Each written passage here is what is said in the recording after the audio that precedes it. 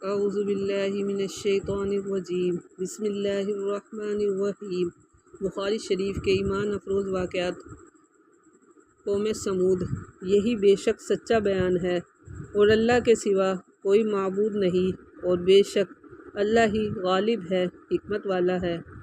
شہر مدینہ اور ملک شام کے درمیان ایک بہت بڑی سرسبز شاداب وادی تھی، جس میں زرخیز علاقوں اور پھلدار باغوں کی کثرت تھی۔ اس وادی میں قوم سمود رہتے تھے۔ ایک روایت کے مطابق 900 گھروں کی اور دوسری روایت کے مطابق 1500 گھروں کی وہ بستی تھی۔ اس قبیلے کا نام ان کے دادا کے نام پر قوم سمود رکھا گیا تھا۔ ان کے پائے تخت کا نام الحجر تھا۔ اس قوم کو فن تعمیر میں بڑی مہارت حاصل تھی۔ یہ لوگ پہاڑی علاقوں میں سنگین چٹانوں کو تراش خراش کر اور پہاڑوں کو کھود کر شاندار مکان اور محل بنایا کرتے تھے۔ ان لوگوں نے جاڑوں میں رہنے کے لیے پہاڑوں کے اندر محل بنا رکھے تھے اور گرمیوں میں رہنے کے لیے پہاڑوں کے اوپر مکان بنا رکھے تھے۔ آج بھی ان کی بنائی ہوئی عمارتوں کے آثار موجود ہیں، جو ان کے ہاتھوں کی مہارت کی گواہی دیتے ہیں۔ حضرت صالح علیہ السلام کی بعثت اور سمود کی طرف ان کی برادری نے صالح کو بھیجا اور انہوں نے کہا، اے میری قوم، اللہ کو پوجو، اس کے سوا تمہارا کوئی معبود نہیں۔ بے شک تمہارے پاس تمہارے رب کی طرف سے روشن دلیل آئی۔ اللہ تعالیٰ نے قوم سمود کو ہر طرح کی نعمتوں سے مالا مال کیا تھا، مگر مال و دولت کی فراوانی نے ان میں ایسی بے راہ روی پیدا کر دی تھی کہ ہر طرح کی برائیوں کے ساتھ ساتھ یہ لوگ شرک کی لعنت میں گرفتار تھے اور بتوں کی پوجا کیا کرتے تھے۔ اللہ تعالیٰ نے ان کی ہدایت و رہنمائی کے لیے اور ان کے عقائد و اعمال کے اصلاح کے لیے اپنے پیغمبر حضرت صالح علیہ السلام کو یہاں مبعوث فرمایا۔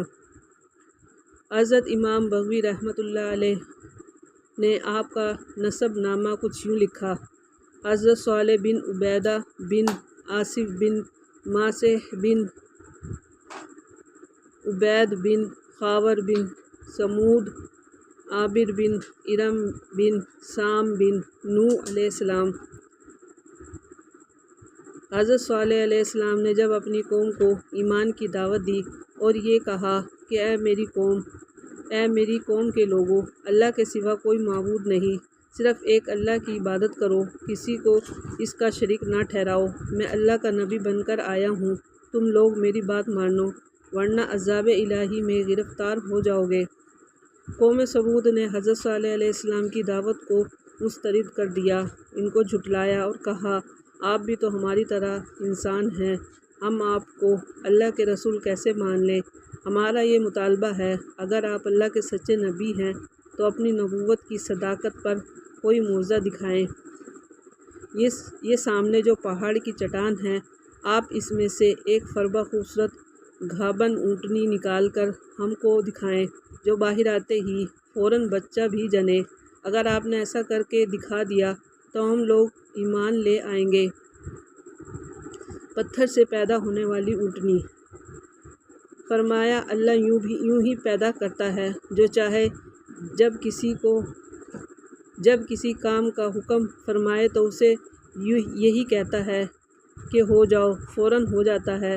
حضرت صالح علیہ السلام نے جب قوم سمود سے اس بات پر پختہ وعدہ لے لیا کہ اس معجزے کو دیکھنے کے بعد وہ سب ایمان لے آئیں گے، تو آپ کھڑے ہوئے اور 2 رکعت نماز پڑھی اور اللہ تعالیٰ سے دعا کی، اور پھر آپ نے جیسے ہی اس چٹان کی طرف اشارہ کیا، اس میں حرکت ہوئی، درمیان سے چٹان پھٹ گیا اور اس میں سے ایک خوبصورت اور بہت بڑی گھابن اونٹنی نکل پڑی، اور فوراً اس نے ایک بچہ جنا اور اپنے بچے کے ساتھ میدان میں چرانے لگی۔